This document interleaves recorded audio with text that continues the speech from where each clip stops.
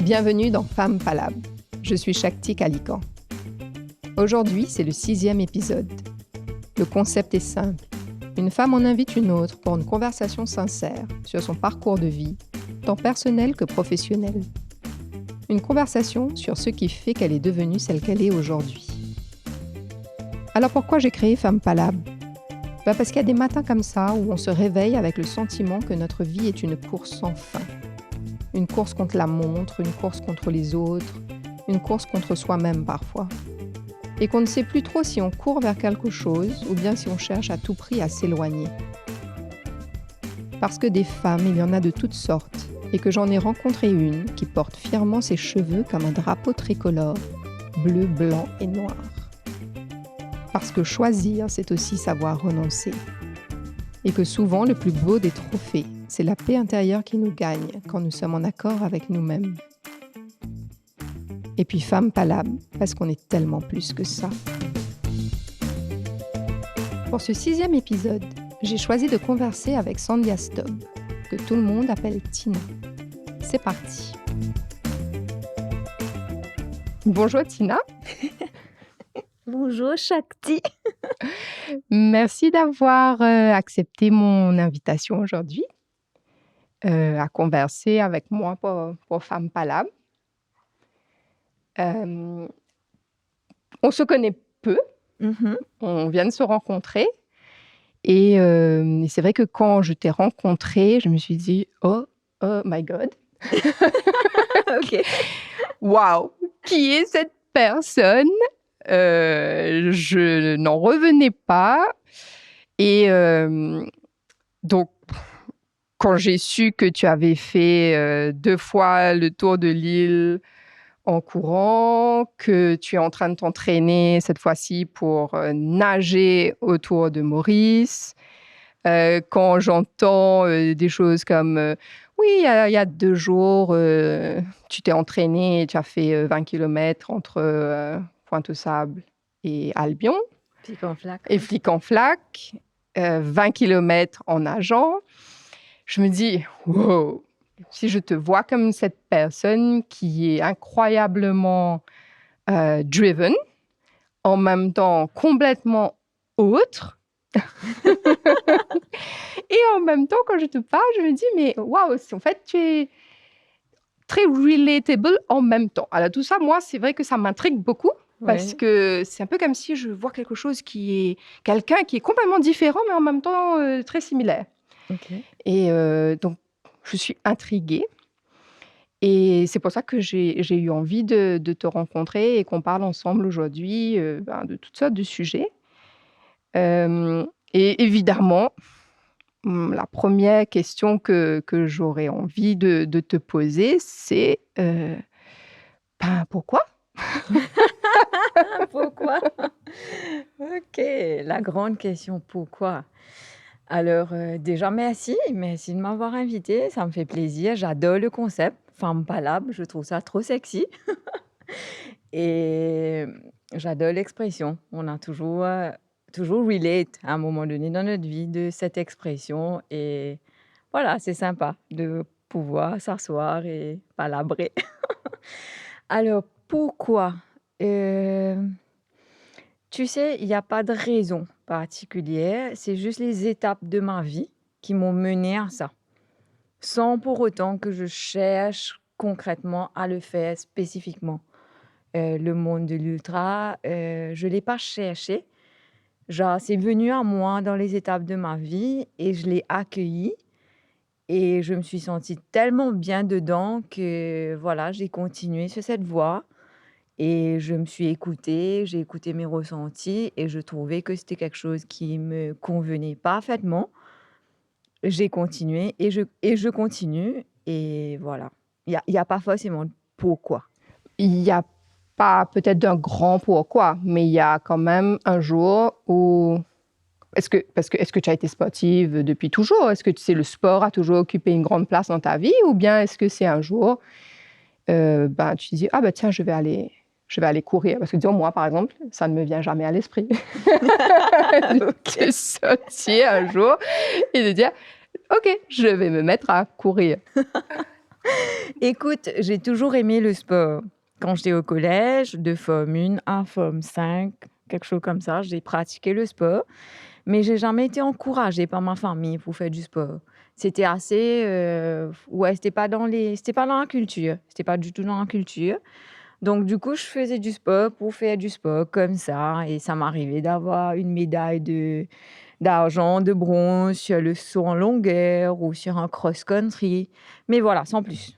Vraiment sans plus. Et puis après, j'ai grandi, j'ai mûri dans le monde du travail. Non, j'ai jamais trop pratiqué de sport. Mais j'aimais ça. J'aimais être dehors. Moi, j'adore être dehors. Je suffoque quand je suis à la maison trop longtemps. J'ai besoin d'espace, j'ai besoin de grand air, j'ai besoin de nature. Et un jour, avec une bande d'amis, on partait courir tous les mardis et jeudis. Je vivais chez mes parents et on se retrouvait pour faire un petit footing, etc. Jusqu'à ce que un des copains emmène un cousin qui nous embarque dans la ligue de trail de Maurice, rang de trail et nature. Donc, du coup, il nous embarque dedans et je commence à faire du trail, des petites distances, 10 km, 15 km. Et en fait, ce qui se passe, c'est que voilà, je prends vite goût et je réalise vite que les petites distances ne me conviennent pas parce que je me sens fatiguée. C'est comme si quand je traversais la ligne d'arrivée d'un 10 km, je me disais, mais c'est maintenant que ça commence là. Pourquoi je m'arrête maintenant? Maintenant que je me sens bien. Donc voilà, si tu veux, j'ai découvert ma partie sportive. J'étais déjà maman. Ah ouais. Ouais, j'étais déjà maman, j'avais déjà eu le vache. Donc ouais, c'est là que je découvre vraiment ma partie sportive d'endurance, on va dire. Donc non, je suis pas née sportive, j'ai pas pratiqué du sport de manière phénoménale pour se dire, disons, c'est une suite logique de sa vie, hein. Elle a toujours fait du sport, etc. Non, c'est pas du tout ça. Donc voilà, c'est pour ça que je te dis quelque part, c'est les circonstances de la vie qui m'ont emmenée vers ça. Je ne l'ai pas. Si, après, j'ai fait des choix pour aller vers ce que j'ai envie, mais si tu veux, voilà, c'est venu à moi et j'ai accueilli et voilà, je me suis sentie bien dedans et voilà. Mais disons concrètement, quand tu... Là, je voyais, là, je disais qu'il y a 2 jours, tu as fait ce 20 kilomètres en 12 heures. Oui. 12h15, plus 12 heures précisément. 15 Ces petits minutes. 15 minutes-là, C'est a pas toute son fatigué là? importance. OK. A toute son importance, Alors ouais. moi, quand j'entends, voilà, 12 heures, je me Mhm. dis: «Mais, à quoi on pense pendant 12 heures?» Parce que là, Mhm. là, en l'occurrence, tu es dans la mer, mais j'imagine aussi que quand tu es en train de courir, sur l'asphalte et que tu es en train de courir, courir, courir, c'est un défi pour ton corps. Moi, finalement aussi, c'est sûrement peut-être un défi pour ta tête parce que pendant tout ce temps-là, tu es à l'intérieur de toi et à quoi tu penses? Euh, c'est bizarre parce qu'on pense et en même temps on ne pense pas. En fait, on ne pense pas qu'on est en train de penser. Je sais pas si je dis bien les choses, c'est que c'est tellement complexe. Déjà, c'est 2 choses complètement différentes, le running, disons, et la natation. La natation, c'est une discipline que je viens de découvrir, hein. C'est en 2018 que j'apprends à nager. Ça fait que 4 ans, on va dire, et dedans, on a eu 2 confinements, donc j'ai pas eu l'occasion de nager. Hem, Moi, je dis toujours, j'adore la natation parce que tu es pas dans ton élément et c'est entre guillemets «survie». Parce que tu dois respirer, apprendre à respirer de manière optimale pour que, tu puisses prendre tes coups de respiration et que tu replonges ta tête dans l'eau. Et moi, la natation, j'ai toujours relate à, ben, tu es obligé d'être dans ton moment présent. There is no way que tu sois ailleurs. Ça, je dis bien, c'est quand tu fais les rotations cervicales et que tu prends ton air sur le côté. Que je ne fais pas dans la longue distance parce que j'ai un tuba justement natation longue distance pour me permettre de respirer constamment parce qu'en haute mer, c'est très complexe de pouvoir faire les rotations. Donc là, si tu veux, oui, je suis un petit peu en dehors de mon moment présent, mais ça demande tellement comment dire? On n'est pas quand tu cours, quand tu marches, c'est un peu un geste, très naturel. Tu le fais naturally. Nager, c'est pas un geste naturel, donc tu dois te concentrer sur tes mouvements pour ne pas te fatiguer, avoir un mouvement qui te fatigue. Donc c'est un peu au début, c'est un peu ça, allez, tu essaies de prendre un bon rythme, une bonne cadence et avoir le bon mouvement parce qu'il y a des vagues qui viennent et qui te fait un peu changer de mouvement, le bras part un peu là-bas, le pied part un peu ici, tu as l'impression de nager un peu en billet par moment, enfin jusqu'à ce que tu trouves un peu ton rythme.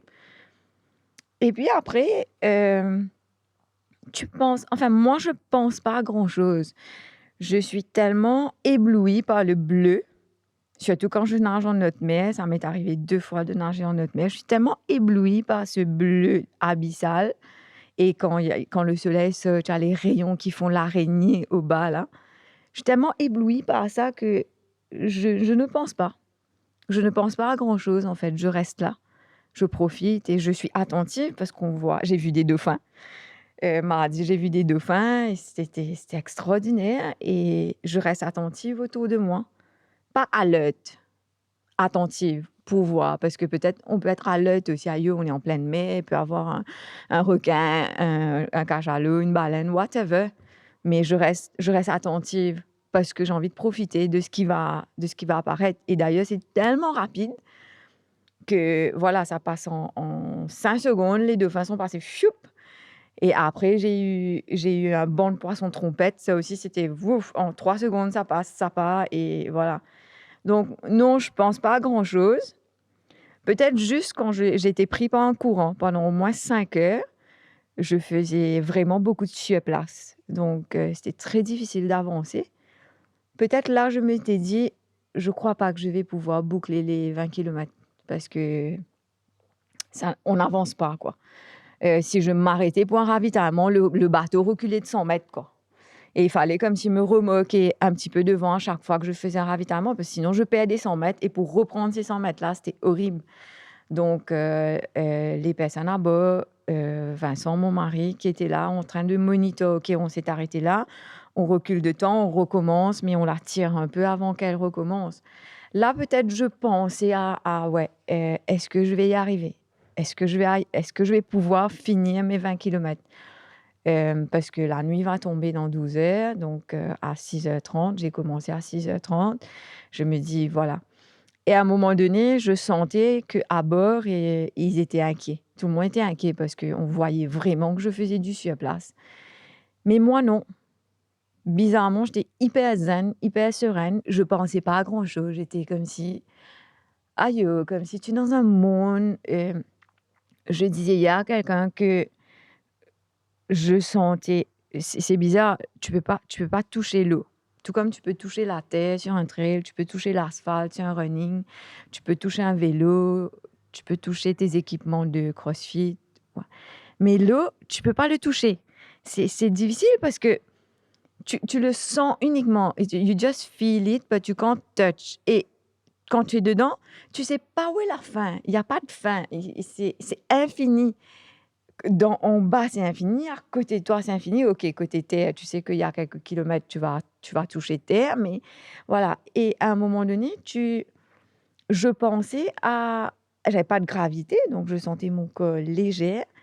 Je me sentais comme si tellement, tellement petite et tellement puissante dans tout cet univers comme si non tangible, tu vois?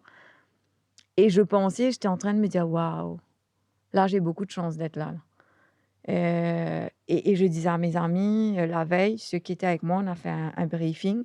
Je leur disais: «Au feeling, mais profitez, nager en pleine mer, c'est juste extraordinaire» et j'ai la chance, presque tout le monde, enfin, juste 2 copains qui n'ont pas nagé, mais les 2 copines ont nagé et un autre copain a nagé.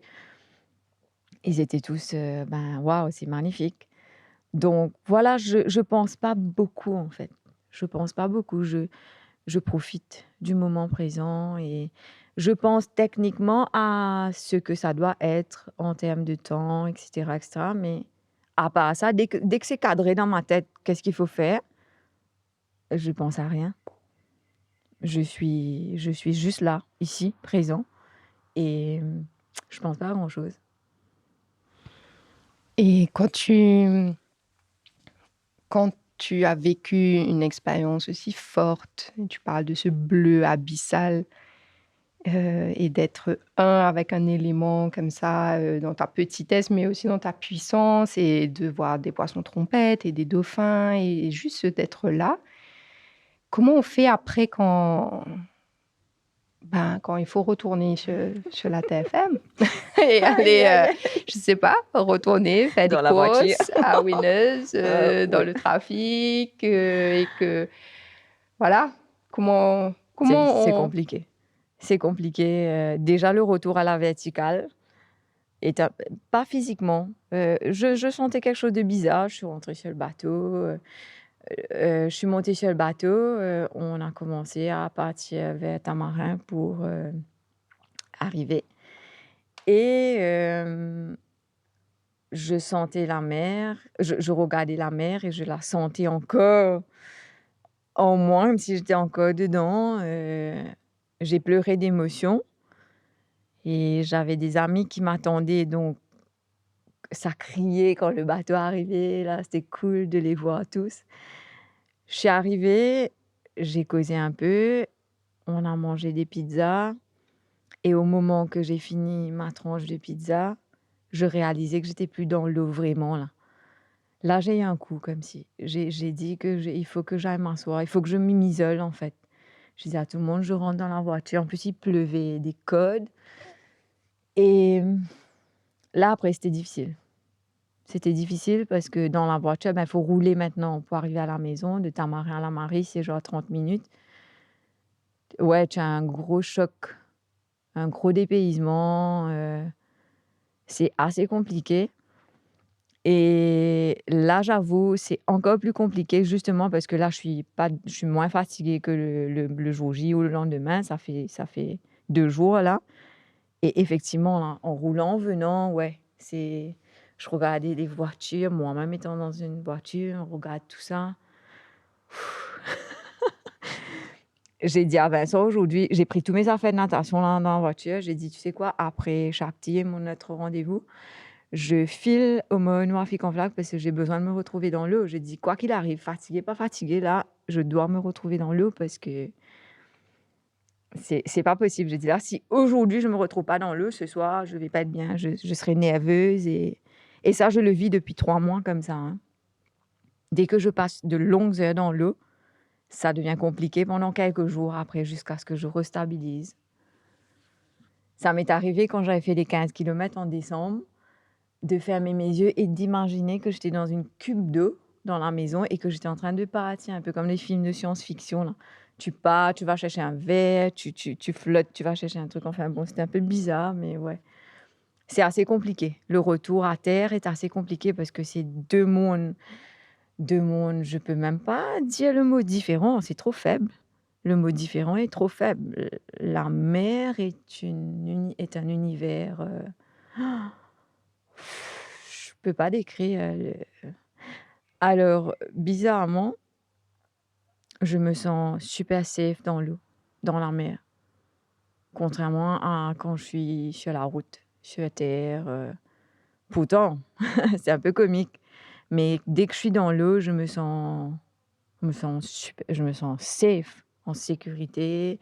Je ne sens aucune, voilà, j'ai pas peur. Enfin, d'ailleurs, j'ai pas peur sur la route ou quoi que ce soit, mais c'est pour dire que je me sens beaucoup plus safe dans l'eau que sur terre.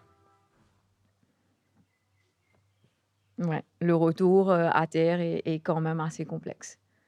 Donc j'ai dû travailler dessus dans les mois qui ont précédé pour mettre un protocole de retour à terre parce que c'est beaucoup d'émotions, hein, c'est beaucoup de choses. Donc maintenant, j'applique le protocole, c'est-à-dire je me repose et le deuxième jour, c'est-à-dire mardi, j'ai nagé, aujourd'hui, on est vendredi, je dois aller en mer. Même si c'est pour faire trempette, 30 minutes dans le lagon, c'est OK parce que oui, on va pas sortir en haute mer tout le temps, il faut un bateau, il faut des kayaks. Ouais, voilà, j'ai des protocoles que je suis comme ça maintenant parce que j'ai un peu galéré quand j'avais fini les 15 kilomètres. J'avais pas de repères, je me sentais mal, j'étais pas bien et je réalisais que tout ce qui me manquait, c'était l'eau, être dans l'eau. Donc voilà. Dans les mots qu'on a choisis et que tu as choisis pour, qu'on- pour notre conversation aujourd'hui, il y a un mot qui est le mot corps. Mmh. Tu m'as dit que tu es devenue mère, donc ton corps Mmh. physique a eu plusieurs vies, il a plusieurs fonctions. Donc, tu as été mère. Deux, tu l'utilises tous les jours, là, pour le coup. Enfin, nous tous, évidemment, on utilise notre corps, mais là, ton corps est un outil aussi de performance et tout ça. Et comment est-ce que toi, tu vis dans ton corps? Ça, c'est quelque chose que je me demande. Est-ce que tu as une manière autre que nous autres, non-coureurs, non-nageurs de l'extrême, notre manière d'être dans notre corps? Et puis aussi, un corps, ça vieillit. Ouais. Et qu'est-ce que c'est pour toi, ce corps qui peut-être change ou qui vieillit, ou est-ce que c'est quelque chose à laquelle tu penses? Non, pas forcément. Je vis au jour le jour dans mon corps, mais surtout, je fais de sorte à l'adapter à ce que j'ai choisi comme challenge. C'est-à-dire, je fais le choix de faire un challenge, donc c'est pas un choix et à travers ce choix, je vais voir où je me fais guider par des professionnels de ce que j'ai besoin. Exemple tout simple, puisqu'on parle de natation, j'ai besoin de grossir pour faire ce que je fais. Alors, qui dit grossir, surtout quand tu as 40 ans bientôt et que tu as toujours été mince de nature et qu'il faut prendre 5 kilos d'un coup, hem, c'est pas simple, mais moi je l'accueille parce que je me dis: «OK, j'ai fait le choix de faire un challenge, ben, je dois faire le choix aussi d'accepter ce que mon corps a besoin pour ce challenge». Donc je l'accepte, donc je suis suivie par un nutritionniste qui m'accompagne dans la prise de poids et ça se fait. On a atteint ce qu'il fallait pour le mois de février et c'est super et c'est pas pour autant que je me sens mal ou je me sens pas bien. Non, je prends soin de mon corps, ça c'est un fait. Je mange convenablement par rapport à ce que j'ai besoin, de ma perspective de l'alimentation sportive. Chacun a sa perspective et je m'occupe je m'occupe de ce corps parce que je me dis: «C'est lui qui m'emmène, c'est lui mon véhicule, c'est lui qui va m'emmener, c'est lui qui va me faire faire ce que je vais faire». Donc je m'occupe de lui. Je fais un massage toutes les semaines, je vais voir mon ostéopathe tous les 15 jours. J'ai ma nutritionniste maintenant parce que l'alimentation est primordiale. Je fais beaucoup d'étirements, je fais des séances de méditation, de relaxation, je fais de sorte à être bien dans ce que je porte.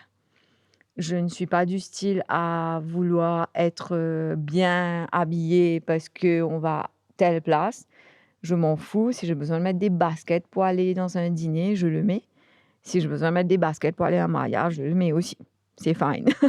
Je vais pas mettre des chaussures à talons, je vais galérer, chaque 2 pas parce que je suis pas dans mon élément naturel de hauteur, on va dire, façon d'expliquer quelque chose et voilà et là, par exemple, en parlant de corps, donc là, c'est plutôt le côté look. J'ai besoin de couper mes cheveux parce que je regarde ta coupe et j'étais en train de me dire: c'est pas mal cette coupe-là, elle est bien bien sympa». Donc peut-être je vais prendre ta photo, tu le montrer à mon coiffeur parce que voilà, cette coupe que tu as là, ça me permet de mettre le bonnet sans avoir attaché les cheveux et ça, j'ai assez galéré, mardi parce que mon tuba, ça c'est un espèce de clips, sur la tête qu'il faut déclipser à chaque fois pour l'enlever pour pouvoir manger. Donc avec un queue de cheval derrière, je t'avoue que c'est assez galère. Première chose que je me suis dit: «Cheveux là doit partir avant la prochaine longue distance». Donc voilà, il faut couper les cheveux, il faut grossir, il faut couper les cheveux. Ça, c'est plutôt les parties spécifiques nage, les aspects techniques. Mais au-delà de ça, je fais de sorte à vraiment prendre soin de mon corps pour me sentir bien à l'intérieur de mon corps pour me sentir bien dedans. Je le mets aussi dans des situations difficiles pour qu'il s'adapte. Par exemple, quand je prépare les courses à pied, je fais beaucoup de séances en plein midi, en plein soleil et à Cascavel, donc sur la côte. C'est surtout pour l'adapter, pour qu'il ne soit pas comme si que mon corps ne prend pas un choc.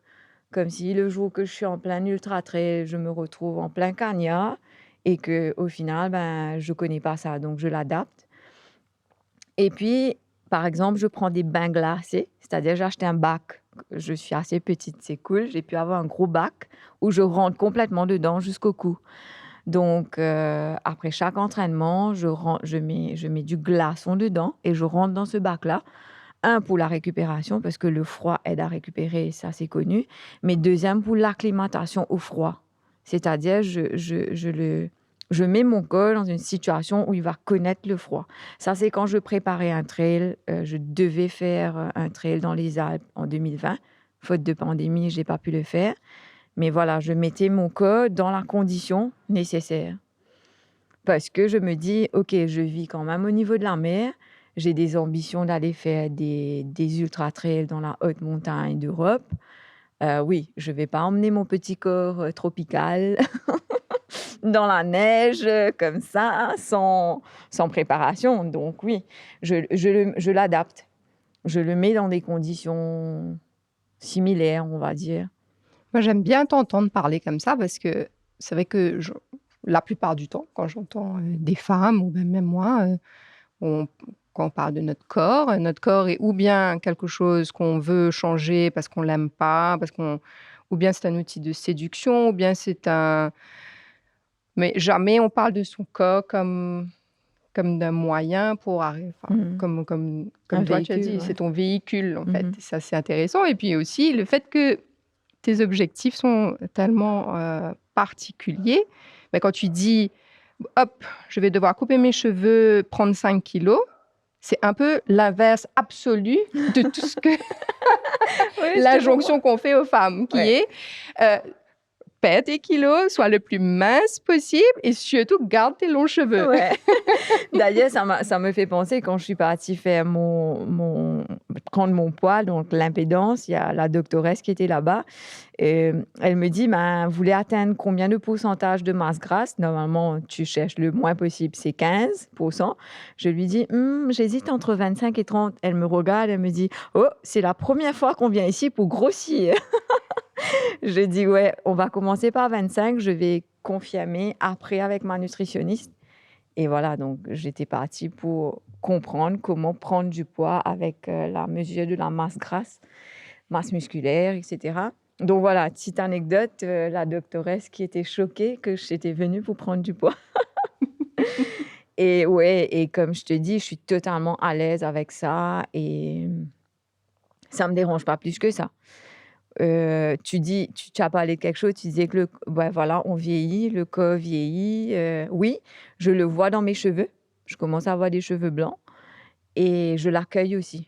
Je me suis dit, j'adore les cheveux bleus, donc du coup, je Tu as fais des des cheveux blancs et bleus. Voilà, je, je teins les cheveux bleus, mais je ne veux pas teindre mes cheveux blancs, par exemple. Quand je suis au salon, il va me dire, attends, on va mettre du marron dessus. Non, non, non, non, tu laisses blanc. Ah bon, on laisse blanc? Oui, oui, on laisse blanc. Ça devient blanc, ça devient blanc. C'est le cours naturel de la vie. Et I'm OK avec ça. Totalement OK avec ça.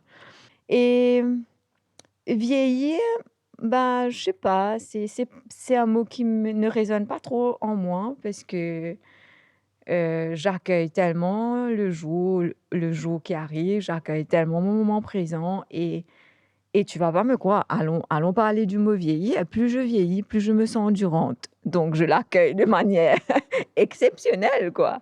Je me dis: «Waouh», en plus, il y a le côté expérience et maturité derrière qui vient avec les expériences de la vie. Plus tu as d'expériences de la vie, plus tu te sens prête à affronter d'autres expériences. Et je me dis, ouais, bah, si c'est pour vieillir comme ça, j'ai envie de vieillir bien et ça se passe bien. Donc, ouais, j'accueille, c'est cool. Moi, je trouve que c'est cool de vieillir, si c'est le mot qu'on choisit, ouais. Hmm. Ah non, je suis totalement en harmonie avec mon corps, même si je dois prendre encore 5 kilos et que, disons, là, j'ai fait 20 kilomètres. On a monitoré le poids de manière très stricte. Juste après l'épreuve, j'ai perdu 600 grammes pendant l'épreuve et le lendemain, j'ai perdu encore 400 grammes la nuit. Et on s'était dit: «OK, pour tenir 8 à 9 jours comme ça, il va falloir, engraisser encore, quoi». Donc oui, il faut que là, pour le moment, on est OK, mais il va falloir que dans un mois, disons, je recommence à prendre du poids encore pour pouvoir tenir l'épreuve de manière optimale et ça, je suis totalement OK avec ça. Mais tu sais, pour revenir à tu parles de corps et tu parles de, heu, comment comme si aujourd'hui on veut tous être différents, minces et cetera. Je pense aussi que c'est malheureusement, la consommation qui a fait qu'on nous a mis un modèle à être, comme si on dans tous les pancartes, dans tous les panneaux, tu vois la jolie mannequin, hyper mince, très fine, super sexy et c'est le modèle qu'on nous a fait adopter depuis notre jeune âge, qu'il fallait être comme ça pour être acceptée, pour être belle et cetera. Après, je pense aussi que, la personne qui partage la vie d'une femme a un rôle aussi à jouer dedans. Je veux dire, mon mari, je veux avoir les cheveux jaunes, bleus, verts, je veux être à 80 kilos ou à 40 kilos. Il est totally OK à propos de ça et à aucun moment il va me dire: «Ah il y a ça qui ne va pas, ça va pas, non coupe pas tes cheveux, non». Non! Si j'ai besoin de ça et que ça me fait plaisir, go for it et ça je pense que c'est quelque chose qui construit aussi une femme. C'est que le regard de son homme n'est pas, à condition. Il y a pas de condition. On vit trop dans les conditions. C'est-à-dire: «Je t'aime parce que je voudrais que tu sois comme ça». Et ou je suis avec toi à condition que, ou on va aller là-bas à condition que, ou peut-être là-bas, il faut mettre un long manche parce que tes tatouages vont pas être bien vus. Non, jamais, je lui dis: «Ouais, j'ai envie de remplir mon bras de tatouages». Tu fais ce que tu as envie, du moment que tu te sens bien dans ta peau, c'est ce qui compte et ça, c'est super important pour une femme, je pense. Je pense que c'est super important parce que si j'avais à côté de moi un homme qui me disait: «Ah non, non pas de tatouage, non les cheveux bleus, non pas bon», j'aurais pas été moi-même. Parce que là, je suis moi totalement et j'aurais été une autre personne et c'est là, je trouve qu'on est en défaillance avec son corps parce que on essaie de plaire à une image que quelqu'un ou même soi-même, on se met à défaut. On ne veut pas reconnaître que: «Ah moi j'aurais aimé être comme ça, j'ai envie d'être comme ça et je vais tout faire pour être comme ça». On a trop de barrières. Il y a trop de tabous, il y a trop de barrières pour que la femme s'épanouisse de manière, optimale dans ce qu'elle veut elle et ça, c'est dommage. Donc ouais, pour revenir au point corps, je suis en totale harmonie avec mon corps extérieur comme intérieur. Tu as choisi aussi le mot parce que ce que tu dis me fait penser que effectivement, si par exemple tu es avec quelqu'un, qui te dit, «Non, pas de cheveux bleus, non, pas 5 kilos en plus, non, non, non, non».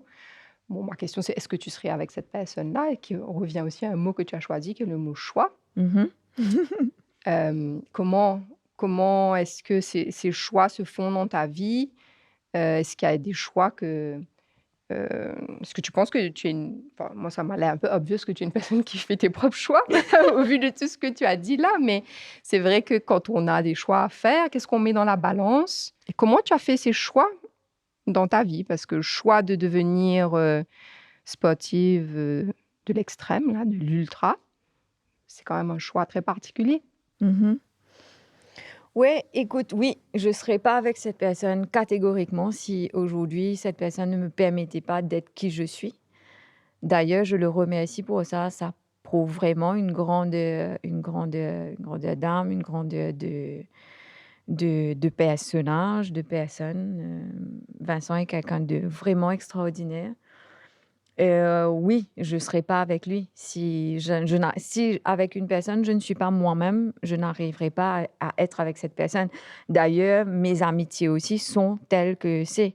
Si mes amis ne peuvent pas m'accepter comme je suis, ce ne sont pas mes amis et je fais le choix de choisir aussi mes amis. Donc c'est comme ça et je fais des choix tout le temps. Tout le temps. Je ne supporte pas cette phrase, je n'ai pas le choix. Je l'ai souvent dit dans le passé, peut-être que je le dis aussi de manière inconsciente, mais de manière consciente, j'aimerais bannir cette phrase parce que pour moi, on a toujours le choix. On a toujours le choix, il faut juste se dire, j'ai le choix, j'aimerais assumer la conséquence de manière optimale. Parce qu'un choix comporte une conséquence, et comment on fait face à la conséquence, c'est ça qu'il faut dire que j'accepte. Mais malheureusement, les gens disent toujours, j'ai pas le choix. Donc non, moi j'ai le choix et j'ai choisi. J'ai choisi ce que je fais comme challenge, c'est pas un choix, et je l'assume. Je l'assume totalement. Je te donne un exemple, je suis rentrée après les 20 km mardi, j'étais fracassée quand j'ai fini de cool down, c'est-à-dire quand les muscles sont refroidis. Mais quand je te dis, j'étais comme une vieille de 100 ans, 150 ans, peut-être dans son lit, qui faisait... Et j'étais en train de me dire, Tina, de quoi tu te plains? Tu as choisi de faire ça. On ne te l'a pas imposé. Personne ne t'a imposé un 20 km de nage ou un tour de l'île à la nage. Donc, assume ce qui vient avec. Assume les conséquences. C'est-à-dire, je ne me lève pas le lendemain et que je ne fais pas quelque chose et que je ne dis pas « Ah non, j'ai pas le choix, j'ai trop de courbatures, je suis fatiguée. » Non, j'ai le choix, mais je choisis de ne pas le faire et la conséquence sera que quelqu'un d'autre doit le faire pour moi, par exemple. Donc oui, moi, le mot choix, c'est un mot que j'affectionne parce que je fais mes choix et je les assume. Et les choix, c'est chaque minute, chaque seconde. Quand tu es dans un challenge, disons quand tu es dans la mer, disons pendant ces 20 km, les choix, c'est tout le temps. OK, et il y a un courant qui dure au moins 5 km, et 5 km, c'est beaucoup en argent.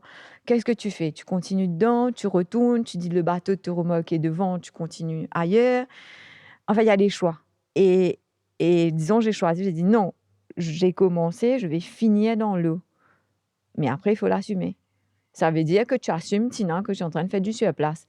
Et j'ai une montre qui est très précise, trop précise, sur le coup.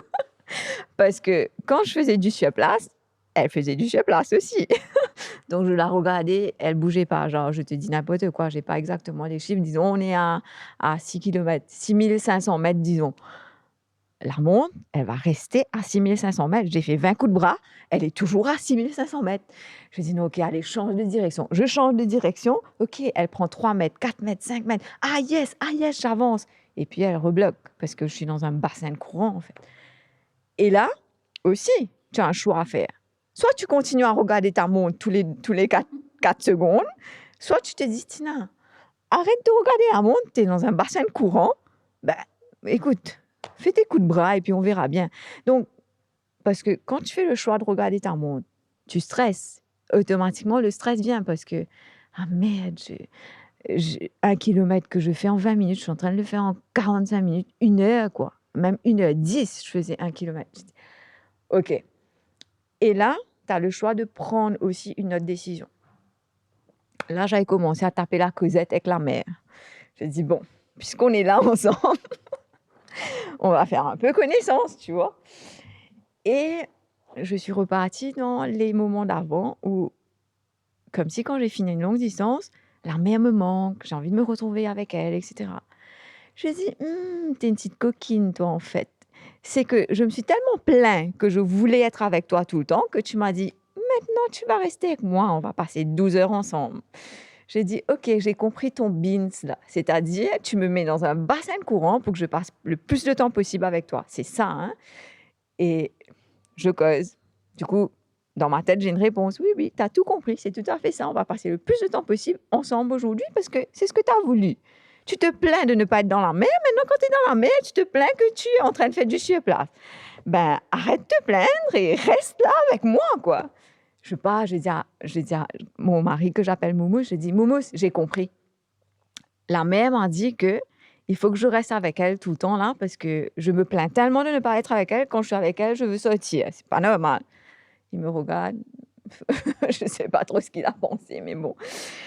Et voilà, ça aussi, c'était un choix de rentrer dans cet élément et de se dire, OK, allons faire un avec l'élément, allons voilà, discuter, allons causer. Je fais ça tout le temps, hein, je cause avec des arbres, je cause avec des trucs.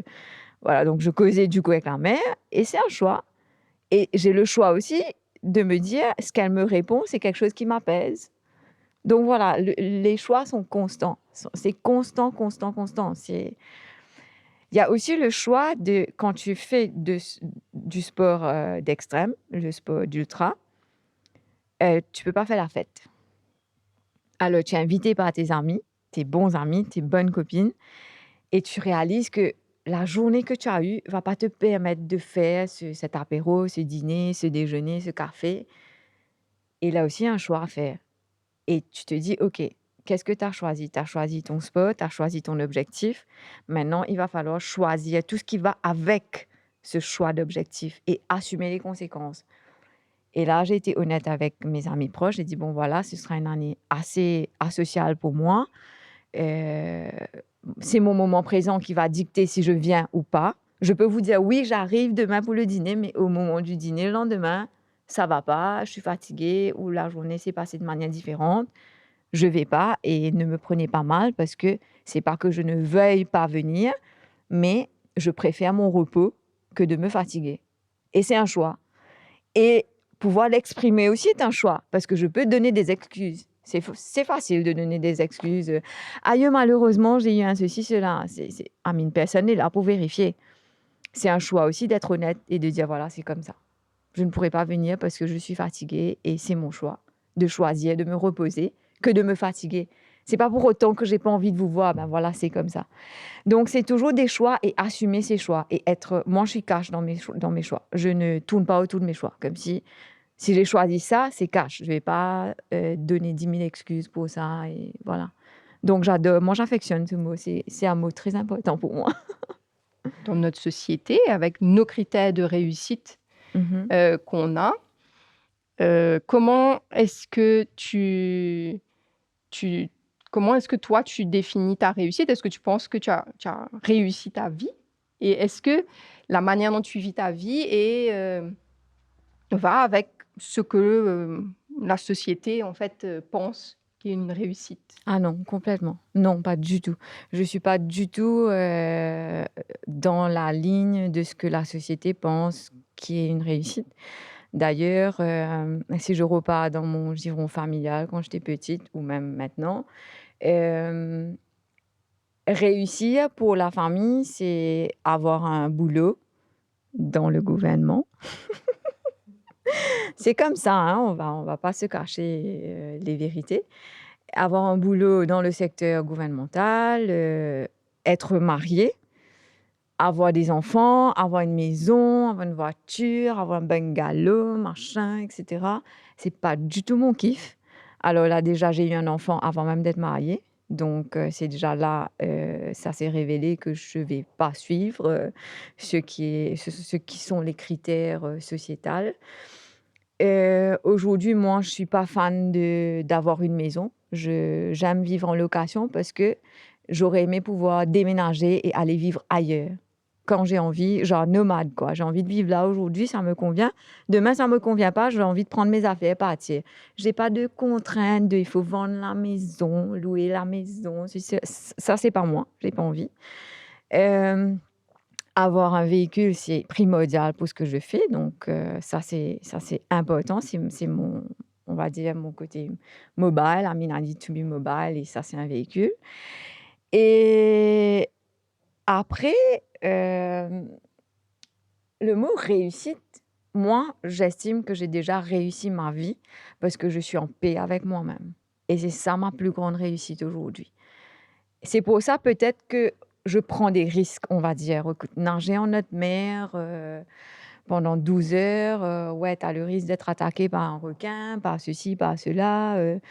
Aller dans la forêt de Madagascar toute seule pour faire un trail, c'est des risques. Ouais, je me suis retrouvée dans la forêt de Madagascar toute seule pendant au moins 20 heures avant d'être rejoint par un Français. On a terminé la course ensemble. Bah oui, c'est des risques. Mais voilà, je ça me fait pas peur, j'ai pas la crainte de ça parce que Aujourd'hui, j'ai atteint mon objectif de vie et si je devais mourir tout à l'heure, je crois que je mourrais vraiment happily. I think if I die now, I die happy. Et d'ailleurs, j'ai toujours dit à mon mari, si ça m'arrive de mourir, ne sois pas triste parce que moi, je ne suis pas triste. I'm OK. Je suis totalement en paix avec mon être et c'est ça. Pour moi, ma réussite aujourd'hui, c'est d'être en paix avec moi-même. Et je m'en fous de ce que j'ai pas, de ce que j'ai. Le côté matériel, je m'en tape. Euh, et je pense que pour moi, de ma perspective, cette paix que j'ai en moi, c'est ma plus grande richesse. Et je sais que ça, je vais partir avec. On dit toujours que, ouais, aïe, t'as une bagnole, je sais pas, d'un écrit. Les gens disent, tu sais, quand tu mets, tu vas pas emmener ça avec toi, je sais pas quoi. Tu sais, les expressions mondaines, là. Mais moi, si je prends ces expressions mondaines, je peux me dire, je vais mourir heureuse. Et ça, je pense que c'est ma plus grande réussite. Waouh. Je regarde ton visage et dis, oula, qu'est-ce qu'elle va dire? Moi, je me dis, bon, est-ce que, alors à ce moment-là, ça peut être le mot de la fin parce que c'est une très belle manière de finir.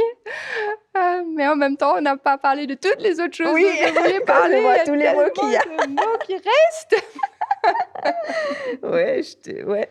Moi, il y avait une dernière. Moi, je ne sais pas si ça peut être intéressant, mais c'est vrai que c'est cette idée d'épreuve. Toi, tu avais mis famille. Je sais que ça, c'était un des premiers mots que tu avais choisi. Moi, j'aimais bien le mot épreuve parce que je trouvais intéressant la métaphore entre l'épreuve sportive et puis les épreuves de la vie et comment on les dépasse. Est-ce que les métaphores sportives s'appliquent dans ta vie? Oui, complètement. Complètement. Mais je t'ai raconté là-bas, peut-être c'est intéressant que je le répète ici, le métaphore que mon ami m'a dit hier. C'est que quand il était dans le bateau, en train de me voir stagner dans le courant, vraiment, hein, c'était vraiment du gros sur-place. Et hier, je lui demandais comment ça allait. Il me disait, tu vois, sur texte, hein, j'ai pas les mots exacts, mais voilà, en gros, ce qu'il me disait, c'est que je me sens comme dans ce courant dans lequel tu étais hier. Et pour moi, c'était un grand exemple qu'il fallait continuer et qu'à un moment donné, ben, ça va se dissiper et tu vas pouvoir avancer. Donc là, pour le moment, je suis dans ce courant, je fais du surplace, mais je prends cet exemple et je me dis que tu as continué, tu as persévéré. Au final, tu as atteint tes 2 objectifs, c'est de faire tes 20 kilomètres en 12 heures. Et voilà, je garde ça comme exemple pour continuer à avancer. C'était beau. Je me rendais pas compte. Moi, je suis encore dans le trip là, tu vois. Je me sens pas, je ne fais pas des métaphores et tout là dans ma tête, mais c'était beau quand il m'avait dit ça. Et oui, donc oui, on fait beaucoup. Il y a beaucoup de relations entre ce que tu fais comme épreuve sportive et les épreuves de la vie. Les épreuves de la vie, c'est comme dans du sport. Tu fais des efforts pour atteindre un certain objectif. Et à un moment donné, tu atteins ton objectif et tu prends plaisir quand cet objectif est atteint. Tu profites. La vie aussi, c'est pareil. Tu peux avoir des objectifs qui arrivent ou qui n'arrivent pas. Même dans le sport, les objectifs, des fois, n'arrivent pas. Hein. Mais voilà, qu'est-ce que tu en tires? Comment tu fais face à une réussite ou à, entre guillemets, un échec? Je dis bien entre guillemets parce que pour moi, il n'y a jamais d'échec. Il y a toujours un apprentissage. Donc, ouais, pour moi, les deux sont des épreuves. Mais encore une fois, je reviens sur le mot choix. Quand il y a une épreuve de la vie qui est en face de moi, je fais le choix aussi de réagir de manière optimale et positive par rapport à cette épreuve. Parce que à ce moment-là, j'inverse. Je me dis, OK, prends exemple de tes épreuves sportives que tu fais par choix et par choix, tu décides de réagir comme ça. Donc, tu peux aussi réagir par choix dans une épreuve de la vie qui arrive. Et ouais, c'était par moments, quand j'avais perdu mon ami l'année dernière, très, très dur. Mais j'ai décidé de tourner cette épreuve en quelque chose d'enrichissant. C'est-à-dire de ne pas voir la perte, mais de voir ce que cette perte pouvait m'apporter, de comme si vraiment optimiser tout ce qu'il y avait autour de cette personne pour prendre de ce qu'il m'a transmis, tout ce qu'il m'a fait voir dans la vie. Euh, voilà, je me suis dit non, on va pas prendre cet aspect de l'épreuve de manière négative et voilà. Et je pense que si, par exemple, j'ai quelque chose, tu me dis peut-être c'est quelque chose que j'ai envie de dire, ça se relate au mot choix et au mot épreuve. Moi, il y a un mot que comme j'ai banni la phrase, j'ai pas le choix, il y a un mot que j'ai banni aussi dans mon vocabulaire, c'est se victimiser. Euh, je trouve qu'à un moment donné, dès qu'on se dévictimise de tout, la vie devient tellement plus facile.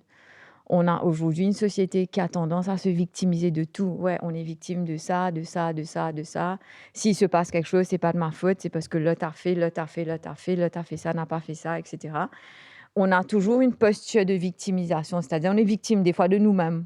C'est-à-dire comme je te dis, on fait pas un choix, donc on devient victime de nous-mêmes. Et ça, je fais très attention à ça, de ne pas me victimiser et dès que je sens que je pars dans une phrase ou comme si Tina, attention, victimisation, delete, je me parle comme ça, je dis ok. Et là, ça m'a grandi parce que effectivement, au lieu de me dire ouais, par exemple, je disais je viens d'une famille qui n'a pas évolué avec moi dans le monde sportif quand j'étais jeune. Ouais, ça aurait pu être une victimisation. Ouais, mais je fais pas du sport aujourd'hui parce que j'ai une famille qui ne m'a pas support de ce côté-là. Parce que pour eux, c'était pas dans leur culture. Bah non, je décide de faire autrement parce que c'est mon choix. Donc, ouais, c'est quelque chose de super important de savoir se dévictimiser. J'ai aujourd'hui un enfant qui a un handicap. Je me victimise pas de ça, c'est ma force. Au contraire, il m'a appris tellement de choses dans la vie. Ben, je vais pas dire, oh, j'arrive pas à faire ça parce que mon enfant est comme ça. J'arrive pas à faire ça parce que mon enfant ne me permet pas. Non, je refuse la victimisation. C'est un mot, voilà, comme la phrase, j'ai pas le choix. C'est un mot que j'ai banni et j'ai vu que j'ai grandi de ça. Quand j'ai banni ces deux phrases de ma vie, ça m'a fait voir une perspective complètement nouvelle. Qu'est-ce qui a fait que tu as banni ces 2 phrases de ta vie? Comment tu te dis, OK, Parce que je me victimisais avant, carrément. Ouais, c'est difficile. Alors déjà, je t'explique.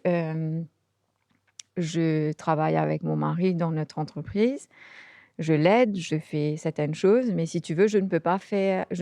Avant qu'on commence l'entreprise ensemble, je ne pouvais pas travailler à plein temps, 8 heures, 5 heures, parce que justement, mon fils avait besoin de moi, mon attention, enfin, toute sa logistique est complètement différente d'un enfant normal, donc il fallait que je sois là. Et j'aurais pu me victimiser de ça, c'est-à-dire, ouais, je n'ai pas une carrière professionnelle de manière extraordinaire, etc., parce que j'ai un enfant qui est différent, difficile, etc. Euh, non, je me suis dit non, ok, bah, c'est juste que pour toi, ce sera différent. Trouve quelque chose de différent, fais quelque chose de différent parce que ton enfant est différent, voilà. Ne te victimise pas, c'est pas parce que l'ovèche est comme ça que toi, tu dois être comme ça. Des exemples, hein. Donc, du coup, ouais, j'ai refusé de me victimiser. Je ne me victimise pas en une maman qui a un enfant autrement capable et que la vie s'arrête là et que tout le poids du monde est sur moi et que merde, qu'est-ce que je vais voir du futur de mon enfant et enfin non, pas du tout. J'étais dans ce beans-là dans le passé et je me suis dit, Tina, attends, stop là, il y a un problème là. Il va falloir faire quelque chose avec cette manière de penser là parce que tu pars direct dans un crash et j'ai tout changé. J'ai tout changé. Je me suis dit non. Là, il faut que je me mette debout et que je m'assume, que j'assume et que je fasse des choix qui sont en lien avec ce que je veux. Que cette épreuve de ma vie, je le transforme de manière positive et que je me dis, OK, la vie est différente, on va faire des choses différentes. Eh ben voilà. C'est pour ça que je te disais, c'est pas forcément comme si, pourquoi, tu vois, c'est tout un enchaînement qui a fait que aujourd'hui, ben, je fais des choses différentes. C'est parce que probablement j'ai été amenée à élever un enfant différent. Donc voilà, et totalement happy avec ma vie différente, avec mon enfant différent, avec mon mode de vie différent. Bien en paix avec ça, quoi, bien en paix. Je sais que je suis pas dans les critères, général, social, mais ça m'impacte pas du tout et aujourd'hui, qui a envie d'être, mon ami, j'apprécie. It's a two-way traffic. J'en ai très peu, mais mes amitiés sont très précieux et ces personnes vont se reconnaître et voilà quoi. Donc ceux qui ne peuvent pas être amis avec moi, ben, que ces personnes partent, c'est OK. I'm totally OK avec ça. On évolue dans la vie, chacun a son parcours, chacun a ses objectifs, chacun a ses douleurs, chacun a ses peines et chacun doit faire face à ses, systèmes de fonctionnement comme il veut, comme il peut et moi j'ai pas de jugement là-dessus. Si une personne ne peut pas faire face à mon système de fonctionnement, bah, c'est OK qu'il parte et all the best, quoi. Je suis très en paix avec tout ça. Peut-être je peux, pour conclure, parce que j'ai vu je sais que tu écris beaucoup, on n'a malheureusement pas le temps de parler de ton écriture et de pourquoi ce besoin, cette envie d'écrire et comment ça a commencé. Mais il y a une citation que tu as écrite et que j'ai trouvée très belle et qui, je trouve, finalement, résume très très bien la conversation qu'on a eue, où tu dis Sometimes it's a dream, sometimes it's a choice, sometimes it's a decision, sometimes it's an action. All the time, it is being at peace with yourself that matters. Ouais. Merci. J'ai des frissons quand je Moi t'écoute. aussi. Oui. Merci beaucoup. Merci Shakti, c'était super de pouvoir échanger avec toi. Merci beaucoup.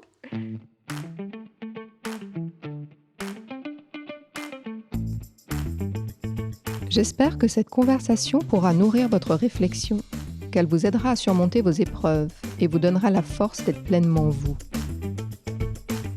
Vous pouvez retrouver tous les épisodes de Femme Palab sur Apple Podcasts, Spotify, YouTube et sur notre site internet. Femme Palab est produite par l'Époque Studio avec le soutien de l'ambassade de France à Maurice. Si vous aimez ces épisodes, faites-les écouter à vos amis et je vous donne rendez-vous le mois prochain.